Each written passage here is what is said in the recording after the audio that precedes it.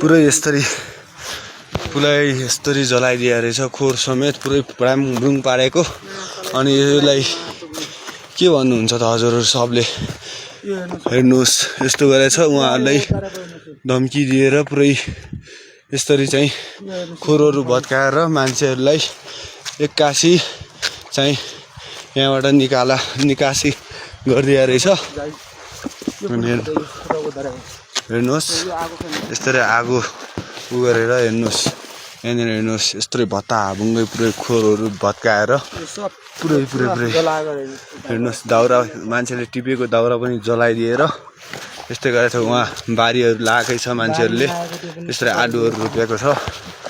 हेर्नुहोस् माथि यस्तरी जलाइदिएको छ। हेर्नुहोस् पुरै यस्तो भइरहेछ हेर्नुहोस्।